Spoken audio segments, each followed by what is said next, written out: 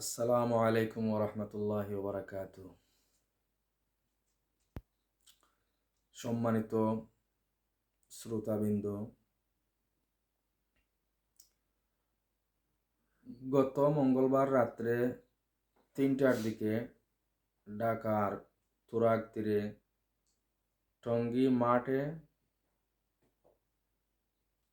মাদ্রাসার ছাত্র, শিক্ষক, তবলিগের মুরব্বী, নিরীহ নিরস্ত্র মুসলমান ঘুমন্ত অবস্থায় ছিলেন। রাত্রে 3টার দিকে সাত বাহিনী যে অতর্কিতভাবে সন্ত্রাসী কায়দায় দেশি অস্ত্র নিয়ে, ধারালো অস্ত্র নিয়ে যে হামলা করেছে, এই হামলার তীব্র নিন্দা আমার পক্ষ থেকে আমি জানাই। এবং তাবলিগ নিয়ে কিছু আলোচনা, আমার ব্যক্তিগতভাবে আমি কিছু আলোচনা করছি, আপনাদের মতামত আপনারা জানাবেন।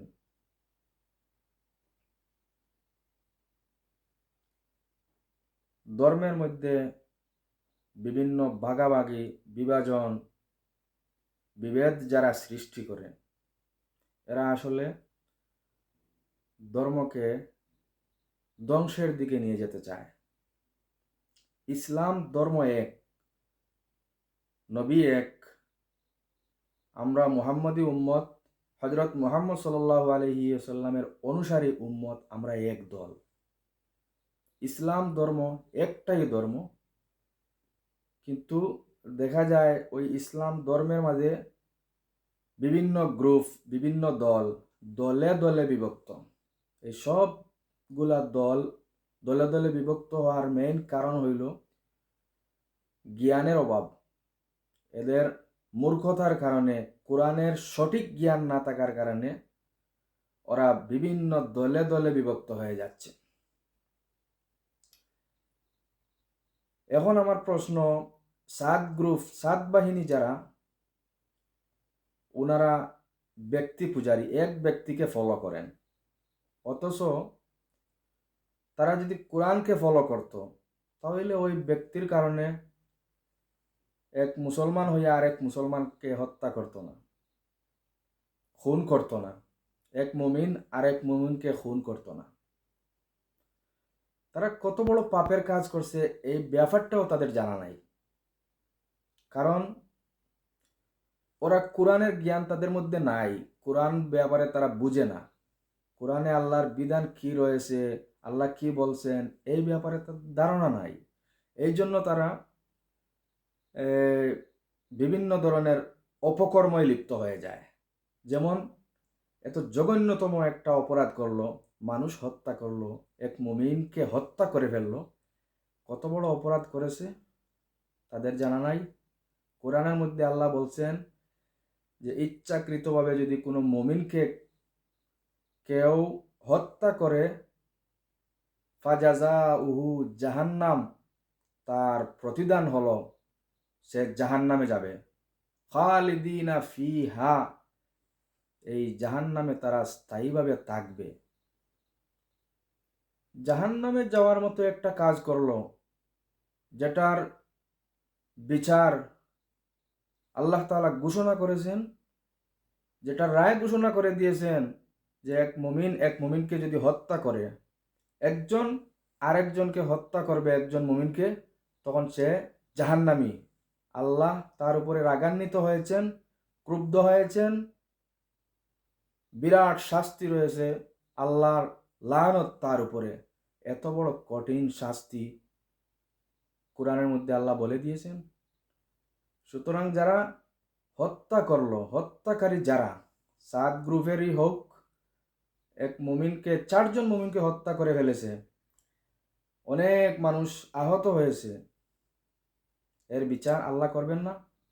নিশ্চিত আল্লাহ তাআলা কোরআনে বলে দিয়েছেন যে এর বিচার হবে হবে হবে, এর মধ্যে কোনো সন্দেহ নাই। তারা কোরআনের যদি জ্ঞান থাকতো, তাহলে এক মুমিনের উপরে এরকম অতর্কিতভাবে রাত 3টার দিকে আসিয়া হামলা করার কি দরকার ছিল? তারা কোন ধরনের ইসলাম তাদের মধ্যে লালন পালন করে, কোন ধরনের তবলিগের কাজ শিখছে, তারা মানুষ হত্যা করার মতো অপরাধ করে। তারা বলতে পারবেনি, এখন পর্যন্ত তাদের সাত বাহিনীর বড় বড় যারা মুরব্বী আছে এরা বলতে পারবে না তাবলিগ করা ফরজ না ওয়াজিব না সুন্নত না নফল না মুস্তাহাব, এটা বলতে পারবে না। এক মুসলমান আরেক মুসলমানকে তাবলিগ করা এটা ফরজ না সুন্নত না ওয়াজিব না মুস্তাহাব না নফল বলতে পারবে না ওরা। এক মুসলমান আরেক অমুসলমানকে যদি তাবলিগ করে, দাওয়াত দেয়, ইসলামের প্রতি আহ্বান করে, সেটা ফরজ না ওয়াজিব না মুস্তাহাব না সুন্নত সেটাও বলতে পারবে না। তাদের এ ধরনের ধারণা নাই কোরআন ব্যাপারে। উলামায়ে কেরাম ব্যতীত তবলিগ যারা করবে, উলামায়ে কেরামের পরামর্শ ব্যতীত যারা তাবলিগ করবে, তারা পথভ্রষ্ট হওয়া ছাড়া আর কোনো উপায় নাই। কারণ তাবলিগের সব কিছু কোরআনের মধ্যেই আছে, কোরআন থেকেই আসছে। তাবলিগ কিভাবে করবে, কার কাছে করবে, কেন করবে, কার কাছে তাবলিগ করা ফরজ, কার কাছে তাবলিগ করা ওয়াজিব, কার কাছে তাবলিগ করা মুস্তাহাব, এটা তো কোরআনেই পরিষ্কার আছে। এটা উলামায়ে কেরাম ছাড়া ওরা বুঝবে কেমনে? আর ওরা চায় উলামায়ে কেরামকে বিয়োগ করে তারা নিজেরাই তবলিগ করে। তারা কি তবলিগ করবে? এতদিন যারা তবলিগ করলো, কি শিখলো? মুসলমানকে হত্যা করা শিখলো, একজন মুমিনকে হত্যা করা শিখলো, পাপের কাজ শিখছে, জাহান্নামে যাওয়ার কাজ শিখছে। আর কি শিখছে তারা?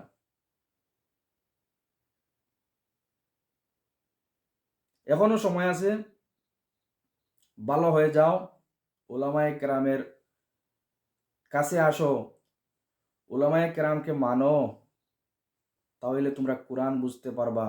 সঠিক দিন কোনটা, সঠিক তাবলিগ কোনটা, কিভাবে তাবলিগ করতে হয়, সব কিছু বুঝতে হইলে উলামায়ে কেরামকে পাশে রাখতে হয়। উলামায়ে কেরামকে বিয়োগ করে তাবলিগ করা যাবে না।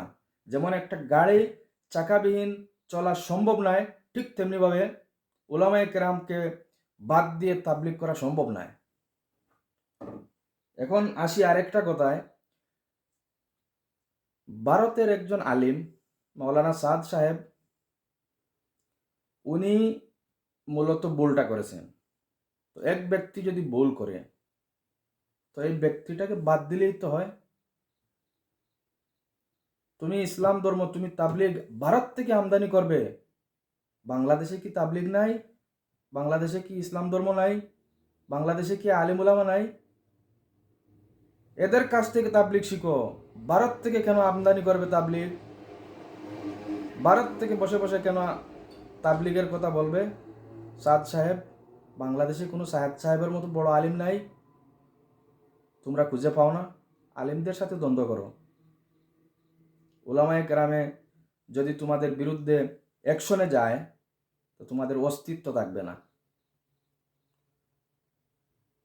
সরকারের কাছে একটা দাবি জানাই, আল্লাহর পক্ষ কি এদের ব্যাপারে চূড়ান্ত রায় হয়েছে, এরা জাহান্নামী।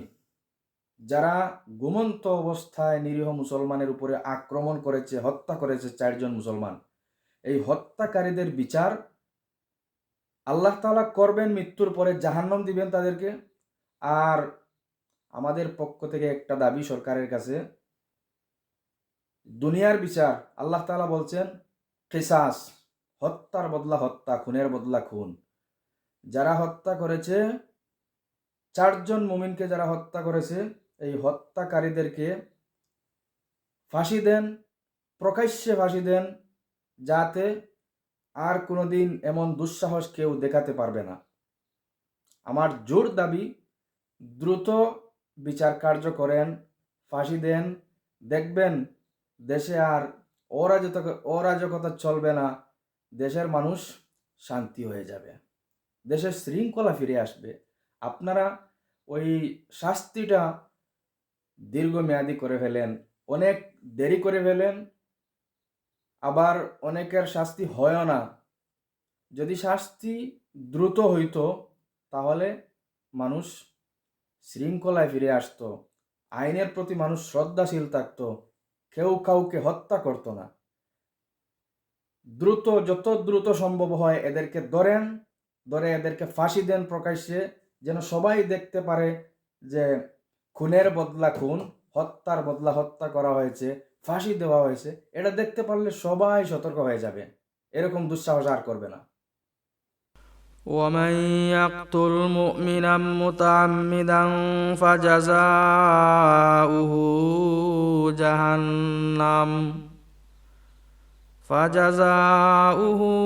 جهنم خالدا فيها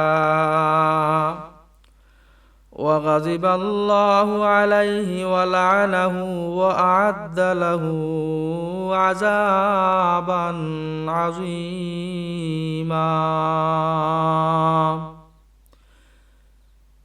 আল্লাহ তাআলা বলেন, যে ব্যক্তি কোনো মুমিনকে ইচ্ছাকৃতভাবে হত্যা করবে, কাতল করবে, ফাজাজাউহু জাহান্নাম, তার প্রতিদান হলো, তার চূড়ান্ত রায় ঘোষণা করে দিয়েছেন আল্লাহ, সে জাহান্নামে যাবে,